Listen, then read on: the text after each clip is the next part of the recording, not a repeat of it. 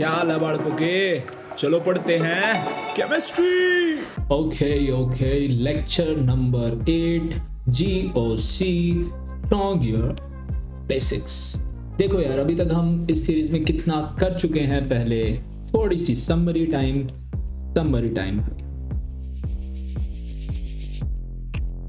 Summary कितना कर चुके हैं हम। सबसे पहले हमने समझा था what is reaction,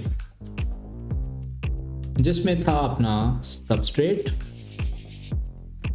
attacking reagent, फिर आया था सॉल्वेंट, फिर आए थे दो रास्ते, ट्रांजिशन स्टेट, रिएक्टिव इंटरमीडिएट, और फिर हमको मिल गया था प्रोडक्ट। सही। फिर इसके बाद हमने सबस्ट्रेट नंबर 1 टॉपिक डाला था कि सबस्ट्रेट हमारा नंबर 1 टॉपिक होने वाला है। तो इसमें इलेक्ट्रॉन डेंसिटी चेक में हमने स्टार्ट किया था इलेक्ट्रॉनिक डिस्प्लेसमेंट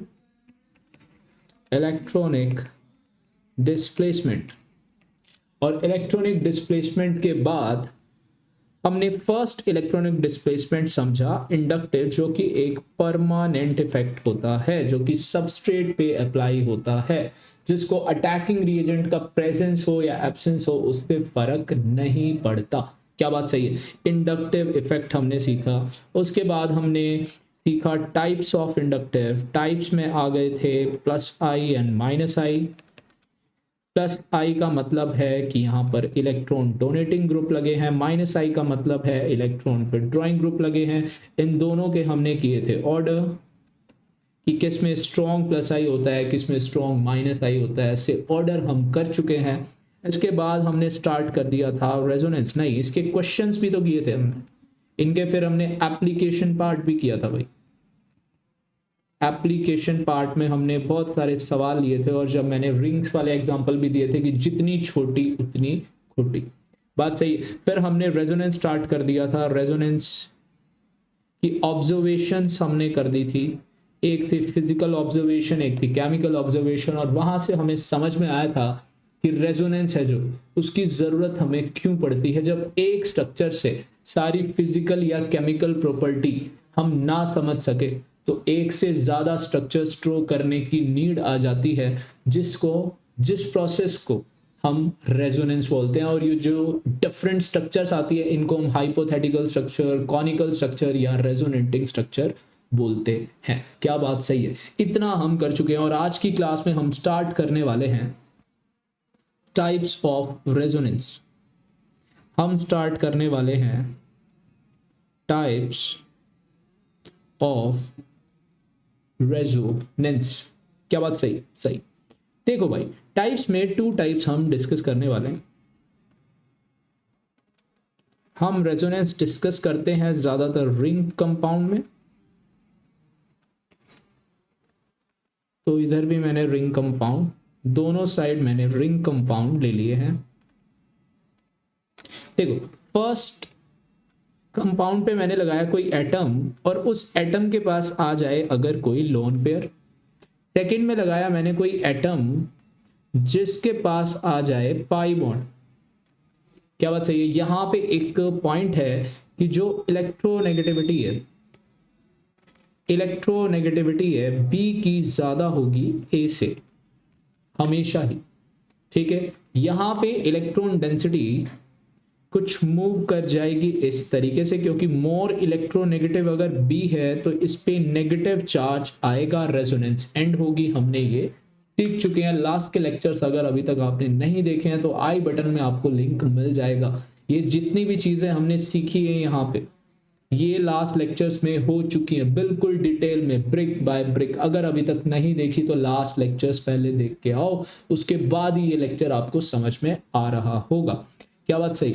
और यहां से रेजोनेंस होती है लोन पेयर से स्टार्ट और पाई बॉन्ड पे एटम पे जाके एंड। क्या बात सही है?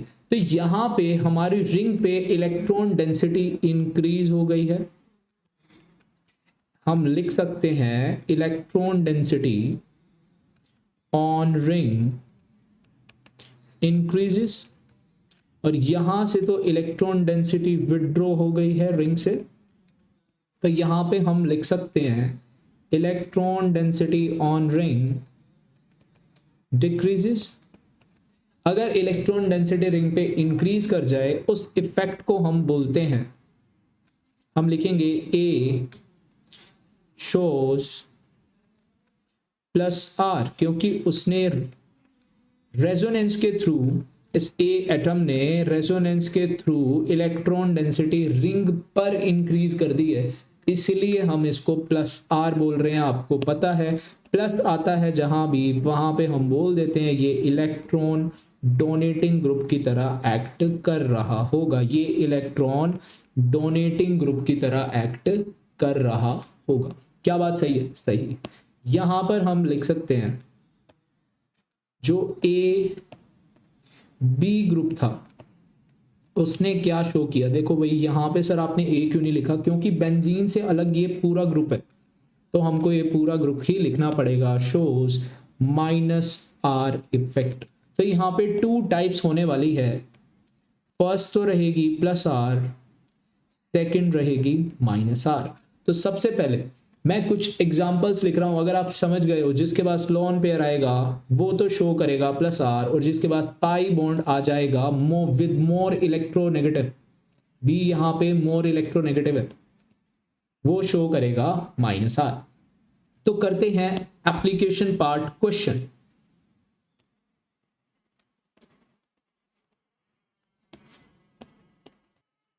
क्वेश्चन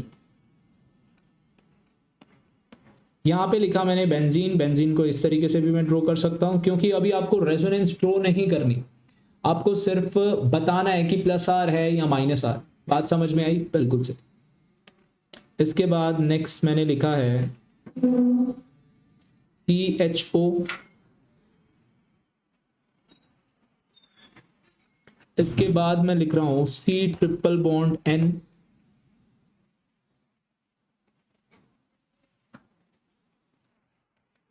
और इसके बाद मैंने लिखा है ब्रोमो बेंजीन। तो आपको बताना है कौन प्लस आर और कौन माइनस आर। यहां पर आप ध्यान से देखोगे, फिनॉल के केस में देखते हैं, फिनॉल के केस में क्या है, यहाँ पे लोन पेयर होंगे, लोन पेयर ऑक्सीजन पे होते हैं, तो इस तरीके से हो जाएगा। क्या यहाँ पर पाई बॉन्ड है और विद मोर इलेक्ट्रोनेगेटिव है। देखो आप बेशक से रेजोनेंस अभी मत दिखाओ, बस आपने देखा कि इसके पास लोन पेयर है, इसके पास पाई बॉन्ड है। जस्ट अ सेकेंड, मैं इरेजर यूज करता हूँ। यहां पे हमने देखा पाई बॉन्ड है और मोर इलेक्ट्रोनेगेटिव के साथ है। नेक्स्ट में देखा मैंने यहाँ पे पाई बॉन्ड्स हैं और मोर इलेक्ट्रोनेगेटिव है। नाइट्रोजन मोर इलेक्ट्रोनेगेटिव होता है कार्बन से, और यहाँ पे ब्रोमीन है जिसपे कि लोन पेयर होंगे। क्या बात सही है? तो जिसके पास लोन पेयर है वो शो करेगा प्लस आर, जिसपे pi bond with more electronegative है वो शो करेगा माइनस आर। तो ये भी हो गया माइनस आर और ये हो गया प्लस आर। क्या बात सही है? इनके आंसर्स आपको समझ में आ गए हैं तो आप कंसेप्ट सीख चुके हो। इसके बाद हम स्टार्ट करने वाले हैं order of minus M effect. Start करते हैं। देखो माइनस एम भी लिख सकते हैं, मैंने आपको बताया था मेसोमेरिक और रेजोनेंस में क्या फर्क है। देखो जिसमें फंक्शनल ग्रुप आ जाता है उसको मेसोमेरिक कहते हैं, तो ज्यादा सही माइनस आर से अच्छा लिखना है माइनस एम। बात समझ में आ गई? बिल्कुल से। देखो तो यहाँ पे हम लिख रहे हैं order of minus M effect. आप चाहो तो माइनस आर भी बोल सकते हो, कोई फर्क नहीं है, पर क्या फर्क होता है वो मैंने आपको बताया है। ठीक, सबसे पहले मैंने लिखा NO2, फिर मैंने लिखा SO3H, फिर मैंने लिखा C triple bond N। First order तो आपको इनका याद करना है। क्या ऐसा कुछ माइनस आई में भी था? बिल्कुल सही। इसके बाद मैं ड्रॉ कर रहा हूं कार्बोनिल्स। पहले ड्रॉ करेंगे, फिर मैं आपको एक्सप्लेनेशन समझा दूंगा।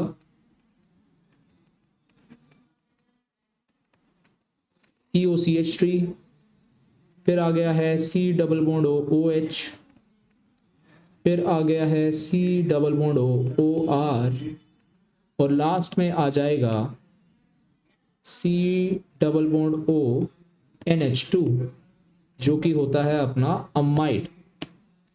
C double bond NH2। यहाँ पे ध्यान से देखो, इस तरीके से हमारा ऑर्डर आ जाएगा। मतलब कि माइनस एम इफेक्ट कौन ज्यादा अप्लाई कर रहा होगा?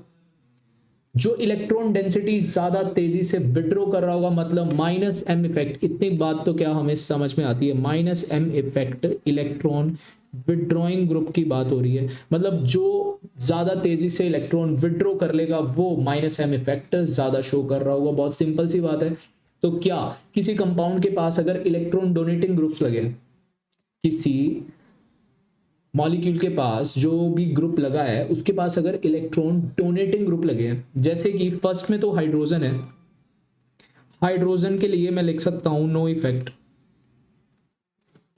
कोई इफेक्ट नहीं होता। ये एक रेफरेंस पॉइंट होता है -I और +I दोनों में, और ना तो इसके पास लोन पेयर है ना इसके पास पाई बॉन्ड है, तो रेजोनेंस तो वैसे भी अप्लाई ये नहीं कर सकता। एक चीज हमें समझनी है, रेजोनेंस इफेक्ट ज्यादा पावरफुल इफेक्ट है क्योंकि इसमें रियल में इलेक्ट्रॉन्स का ट्रांसफर हो रहा है। तो इंडक्टिव इफेक्ट उतना ज्यादा पावरफुल नहीं है क्योंकि यहां पर इलेक्ट्रॉन का ट्रांसफर सिग्मा बॉन्ड में हो रहा है, एटम से ऐसे बॉन्ड में या बॉन्ड से एटम पे नहीं जा रहा है, कंप्लीटली ट्रांसफर नहीं हो रहा है, सिर्फ डिस्प्लेसमेंट हो रहा है। क्या बात सही है? तो इंडक्टिव से ज्यादा स्ट्रॉन्ग कौन है? अपना रेजोनेंस। बिल्कुल सही। यहाँ पे CH3 लगा है जो कि शो करेगा +I इफेक्ट, ये हम जानते हैं। ना तो इसके ऊपर कोई लोन पेयर है ना इसके ऊपर कोई पाई बॉन्ड है, तो रेजोनेंस तो वैसे भी शो नहीं कर सकता। OH के पास होंगे, ऑक्सीजन के पास होंगे लोन पेयर, इसीलिए ये ग्रुप शो कर सकता है +R या फिर +M भी हम बोल सकते हैं। यहाँ पे अगेन यहाँ पे ऑक्सीजन है जो कि शो कर सकता है +R, और यहाँ पे फिर से R ग्रुप लगा है जो कि शो कर सकता है +I। क्या बात सही? यहाँ पे नाइट्रोजन है जो कि शो कर सकता है +R। अब सर यहाँ पे तो ज्यादा इलेक्ट्रॉन डोनेटिंग ग्रुप है, अब ज्यादा इलेक्ट्रॉन डोनेटिंग ग्रुप है तो ये बाद में आना चाहिए था, नहीं, बट यहाँ पे थोड़ा इलेक्ट्रोनेगेटिविटी का भी पंगा है। आप ध्यान से देखो, ये ज्यादा तेजी से डोनेट कर रहा होगा जिसकी वजह से +R इसका ज्यादा होगा। क्यों होगा? क्योंकि इसकी लेस इलेक्ट्रोनेगेटिविटी है as compare to oxygen. Oxygen से जल्दी डोनेशन कर ले गए क्योंकि इसकी इलेक्ट्रोनेगेटिविटी कम है। ऑक्सीजन की इलेक्ट्रोनेगेटिविटी ज्यादा है तो वो अपने इलेक्ट्रॉन्स को प्यार करेगा, अपने पास रखेगा, इजीली डोनेशन नहीं करेगा। जिसने इजीली डोनेशन नहीं करा वो उतना अच्छा इलेक्ट्रॉन डोनेटिंग ग्रुप नहीं है, इसलिए वो इलेक्ट्रॉन विड्रॉ फास्ट करेगा आगे से। क्या बात सही है? यहाँ पे तो कोई इलेक्ट्रॉन डोनेटिंग ग्रुप है ही नहीं, यहाँ पे इलेक्ट्रॉन डोनेटिंग ग्रुप आ गया तो इसका रेट थोड़ा सा कम हो गया, इलेक्ट्रॉन विड्रॉइंग इफेक्ट। क्या बात समझ में आ रही है? यहाँ पे तो रेजोनेंस ही स्टार्ट हो गई है, और रेजोनेंस ऑक्सीजन में एज कंपेयर टू कम होगी तो ये इलेक्ट्रॉन डोनेशन बहुत ही कम कर पाएगा as compare to nitrogen. Nitrogen में इलेक्ट्रॉन डोनेशन बहुत अच्छे से होगा क्योंकि इसकी इलेक्ट्रोनेगेटिविटी कम है। इलेक्ट्रोनेगेटिविटी कम, अपने इलेक्ट्रॉन से अट्रैक्शन हुई कम, जिससे कि डोनेशन हो गया ज्यादा। ऑक्सीजन में जस्ट हो गया इससे उल्टा। तो शायद से आपको ये पूरी सीरीज समझ में आ गई है। इसके बाद देखो, इसके बाद नेक्स्ट अपना आ जाएगा CH2 पॉजिटिव, ठीक है। इसके बाद आ जाएगा BH2। ये देखो, इन दोनों के लिए आपको याद रखना है कि इन दोनों में ही क्या है, वेकेंट p ऑर्बिटल हमें यहां देखने को मिलते हैं। देखो, कार्बन के ऊपर तो पॉजिटिव है, अगर आप कार्बन की कॉन्फ़िगरेशन लिखोगे 1s2 2s2 2p2, तो 2p2 होने से +1 आ गया तो 2p1 हो जाएगी। तो यहाँ पे 2p को मैं अगर ड्रॉ करूं तो यहाँ पे आपको 2 वेकेंट ऑर्बिटल मिल जाएंगे। और सेम एज बोरोन में भी लिखूंगा 5 होता है इसका नंबर, तो 1s2 2s2 2p1, और 2p1 को अगर मैं ड्रॉ करूंगा तो यहाँ पे आपको वेकेंट ऑर्बिटल्स मिल जाएंगे, जिसमें कि वेकेंट ऑर्बिटल है तो ये इलेक्ट्रॉन विड्रॉ करके इसके घर में जगह है यहाँ पे रख सकता है, बाहर से इलेक्ट्रॉन विड्रॉ कर सकते हैं ये दोनों। समझ में आ गया, इनके पास वेकेंट पी ऑर्बिटल है जिसकी वजह से ये इलेक्ट्रॉन डेंसिटी अट्रैक्ट कर सकते हैं। क्या बात समझ में आई? सबके पास, लगभग सभी के पास, जिससे अटैच था ए बी, मोर इलेक्ट्रोनेगेटिव है ऑक्सीजन कार्बन से और पाई बॉन्ड है, तो इन सब ने शो किया -R, इन सब ने शो किया -R भी बोल सकते हैं, -M भी बोल सकते हैं। इन दोनों ने क्यों किया जबकि इनके पास पाई बॉन्ड है ही नहीं? क्यों किया? क्योंकि इनके पास वेकेंट p ऑर्बिटल है। चलते हैं नेक्स्ट स्लाइड पे, लिखेंगे हम ऑर्डर फॉर -M हमने कर लिया है, तो ऑर्डर फॉर +M हम करेंगे। चलिए भाई, यहां पे तो लेक्चर कंप्लीशन आ गया है, बट हमको करना है थोड़ा सा और, तो यहां पे करेंगे हम स्पेस, ब्लैंक स्लाइड्स ऐड कर दी मैंने, और स्टार्ट करते हैं ऑर्डर ऑफ +M इफेक्ट।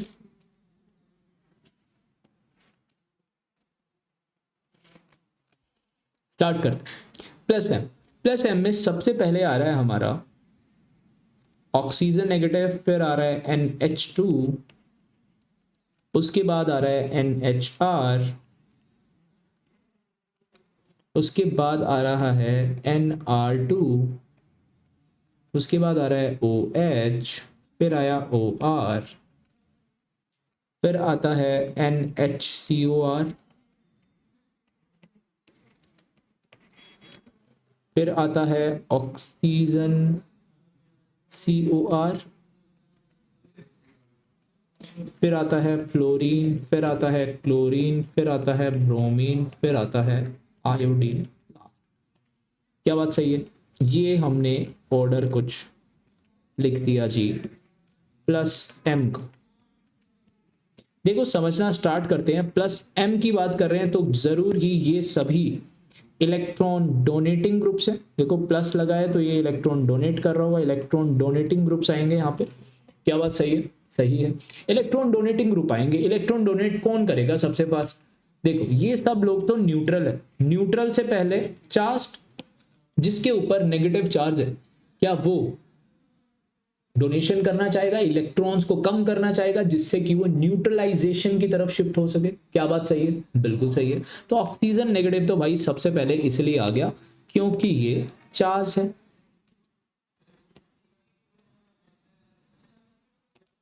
अब देखो भाई यहां पे पहले तो आ रहा है नाइट्रोजन, फिर आ रहा है बाद में ऑक्सीजन, क्योंकि इलेक्ट्रोनेगेटिविटी नाइट्रोजन की कम है ऑक्सीजन से, तो इसके अंदर डोनेशन पावर ज्यादा होगी, डोनेशन इसका इंक्रीज हो जाएगा। क्या बात सही है? पहले इस पे देखो, यहां पे हाइड्रोजन है और यहां पे आ गया आर ग्रुप। आर ग्रुप आने से क्या इलेक्ट्रॉन डेफिशिएंसी नहीं आ जाएगी? वो बॉन्ड लेंथ इंक्रीज किया था हमने, याद आया? जैसे ही बॉन्ड लेंथ इंक्रीज करेगा वैसे ही इलेक्ट्रॉन डेफिशिएंसी आएगी, तो फर्दर डोनेशन हो जाएगा डिक्रीज। देखो भाई यहाँ पे आर ग्रुप आने से इलेक्ट्रॉन में डेफिशिएंसी इंक्रीज होगी।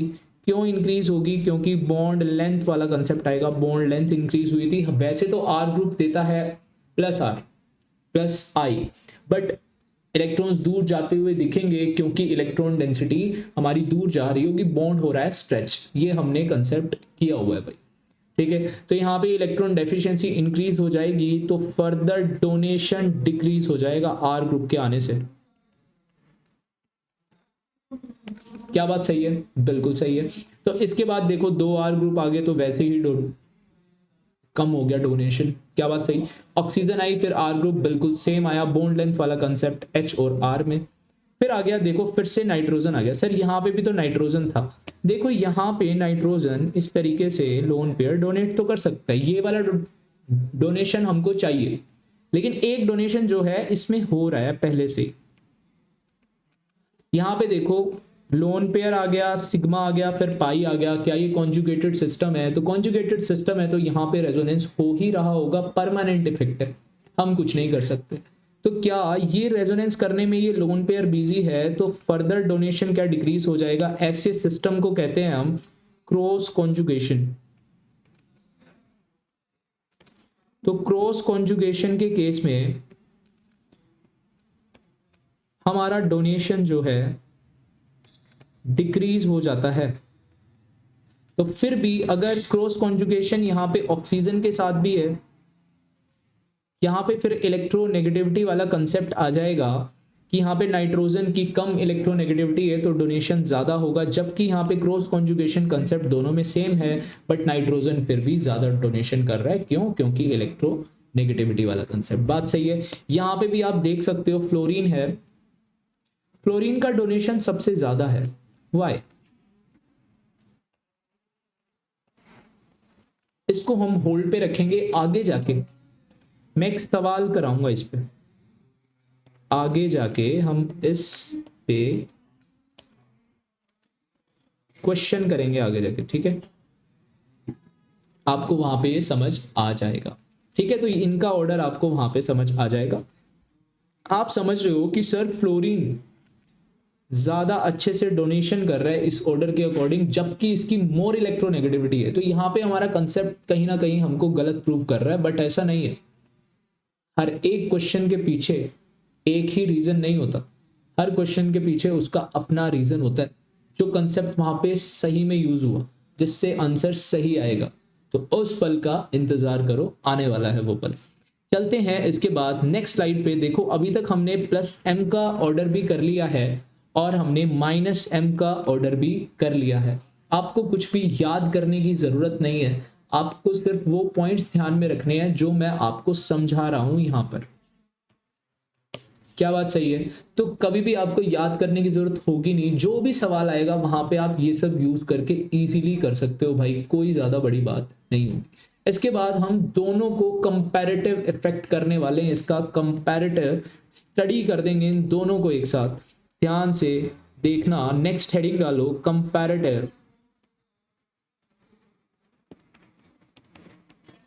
Comparative study of mesomeric and inductive. मतलब अभी हम इंडक्टिव और मेसोमेरिक को एक साथ स्टडी करने वाले हैं, एक साथ। मतलब ये ग्रुप -I शो कर रहा है और +m शो कर रहा है, तो +m ज्यादा स्ट्रॉन्ग है तो ये इलेक्ट्रॉन डोनेटिंग ग्रुप होगा ओवरऑल, जबकि ये -I शो कर रहा है उसके तो इलेक्ट्रॉन विड्रॉइंग ग्रुप है। तो हमने स्ट्रॉन्ग इफेक्ट्स को ही लेना है। लेकिन कुछ हमारे पास ऐसे भी होते हैं जिनके पास -I ज्यादा स्ट्रॉन्ग होता है एज कंपेयर टू +m, उनके ऊपर लोन पेयर भी है जब भी वो इलेक्ट्रॉन विड्रॉइंग ग्रुप की तरह एक्ट कर रहे हैं, लोन पेयर होने के बाद भी। तो ये कंपैरेटिव स्टडी बहुत ज्यादा इंपॉर्टेंट है।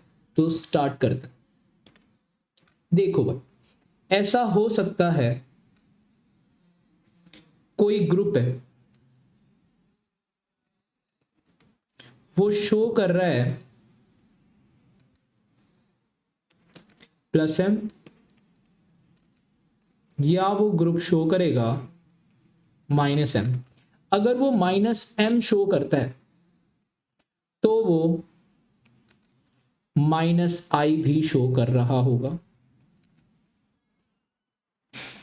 -I पक्की बात है, जो भी -m शो कर रहे हैं ध्यान से देखना, ये सभी लोग -m शो कर रहे हैं। क्या इनमें से कोई भी ग्रुप आपको ऐसा लग रहा है जो +I शो कर सकता है, जो इलेक्ट्रॉन डोनेट कर सकता है? क्या यहाँ पे नाइट्रोजन की मोर इलेक्ट्रोनेगेटिविटी है, क्या शो करेगा -I? क्या यहाँ पे सल्फर की मोर इलेक्ट्रोनेगेटिविटी है, ऑक्सीजन की मोर इलेक्ट्रोनेगेटिविटी है, -I। Nitrogen more electronegative, -I। Oxygen -I, oxygen -I। Same for these. और यहाँ पे पॉजिटिव है, पॉजिटिव इलेक्ट्रॉन डेंसिटी अट्रैक्ट करेगा न्यूट्रलिटी की तरफ, -I। यहाँ पे बोरोन है, वेकेंट और वाइटल है, इलेक्ट्रॉन डेंसिटी एक्सेप्ट करेगा, -I। तो आप देख रहे हो जो भी -m शो कर रहे हैं वो सभी के सभी -I ही शो कर रहे हैं। लेकिन अगर मैं प्लस एम की बात करूं, plus M plus I show कर रहे हैं, first plus I, second nitrogen more electronegative minus I, तो यहाँ पे प्लस आई भी शो कर सकते हैं, माइनस आई भी कर सकते हैं, यहाँ पे डिफरेंट डिफरेंट ग्रुप्स। क्या बात सही है? ये सभी क्या शो कर रहे होंगे? माइनस आई, और यहाँ पे दिख रहा है प्लस एम। तो यहाँ पे बहुत ज़्यादा प्रॉब्लम है भाई, प्लस एम वाले में बहुत ज़्यादा प्रॉब्लम है। तो इसके लिए हम सेट्स क्रिएट करने वाले हैं। देखो माइनस एम वाले के लिए कोई प्रॉब्लम नहीं है, माइनस एम वाले के लिए कोई प्रॉब्लम नहीं है। जो भी माइनस एम शो कर रहा है वो हमेशा ही माइनस आई शो कर रहा है। लेकिन प्लस एम वाले केस में, प्लस एम वाले केस में ऐसा हो सकता है कि प्लस एम के साथ वो शो कर रहा हो प्लस आई। क्या बात सही है? फर्स्ट सुंदर नहीं बना ये, अब बढ़िया बनना चाहिए भाई, अभी फिर भी ठीक है। सेकंड हो सकता है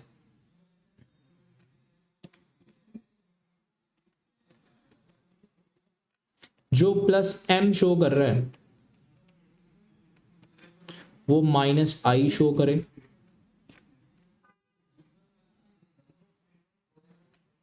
और ऐसा थर्ड एग्जांपल भी दोबारा लिख रहा हूं मैं, जो प्लस एम शो कर रहा है वो माइनस आई शो करे। सर ये वाला तो हो गया, बट ये फिर भी डिफरेंट है।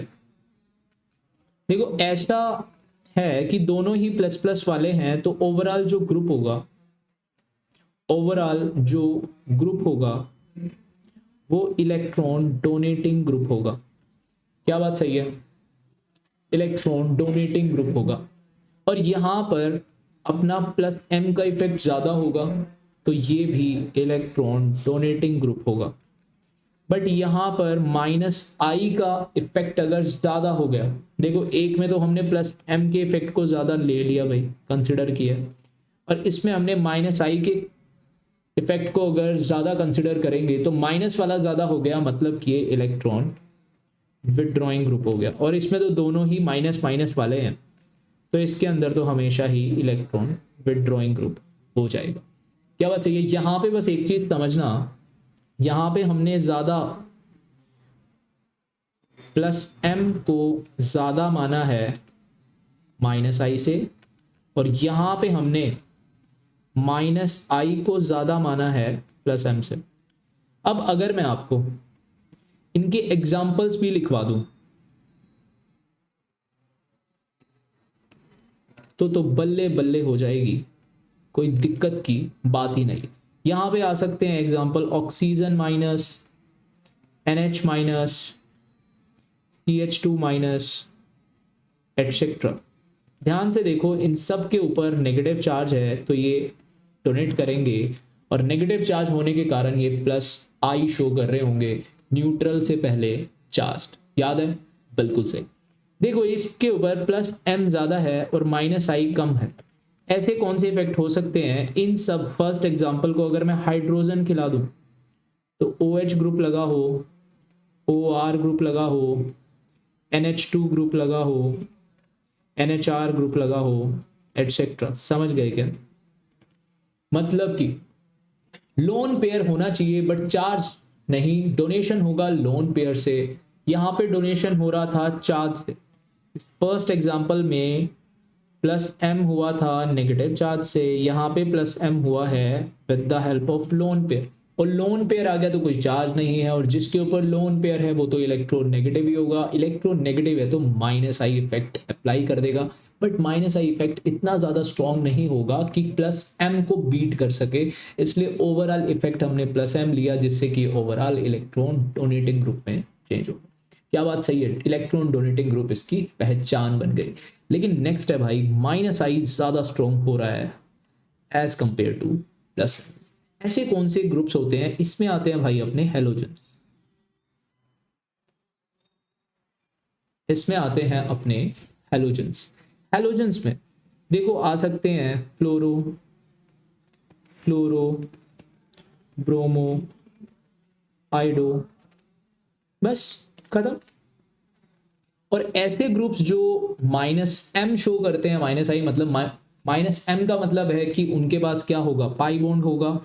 -I का मतलब है वो इलेक्ट्रोनेगेटिव होंगे। तो सिंपल सी बात है, कोई भी ग्रुप्स लिख लो, NO2 ग्रुप हो गया, CN ग्रुप हो गया, COH ग्रुप हो गया, COOR ग्रुप हो गया, एटसेट्रा। इन सभी के पास पाई बॉन्ड है और इलेक्ट्रोनेगेटिव एटम्स भी हैं, तो इसलिए -I एंड -M। अब देखो यार, एक क्वेश्चन था जो कि मैंने यहाँ पे आपको कहा था, ये क्वेश्चन हम आगे जाके करने वाले हैं कि फ्लोरीन पे रेजोनेंस ज्यादा क्यों हुई, मतलब कि डोनेशन ज्यादा क्यों हुआ एज कंपेयर टू Cl या फिर एंड सो ऑन। तो ये सवाल लिखते हैं और समझना स्टार्ट करते हैं। देख क्वेश्चन समझते हैं। फ्लोरीन एंड आयोडीन लिया है मैंने, एक फर्स्ट लिया, एक सबसे लास्ट वाला लिया। रेजोनेंस किस में अच्छा होगा, बात को समझना सर। वहां पे तो हम +R की बात कर रहे हैं, डोनेशन की बात कर रहे हैं, आप यहां पे सिर्फ रेजोनेंस की बात कर रहे हो। देखो यहाँ पे +M की बात कर रहे हैं, मतलब कि डोनेशन, अरे है तो रेजोनेंस ही ना, रेजोनेंस का ही तो टाइप्स है, +M एंड -M। तो रेजोनेंस की बात है, मेन जो बात है वो रेजोनेंस की है, समझ जाओगे अभी देखना। जैसे कि हमने एक एग्जाम्पल लिया, जो फ्लोरीन है, एक बात समझना स्टार्ट करते हैं। जो यहाँ पे फ्लोरीन है वो मोर इलेक्ट्रोनेगेटिव है,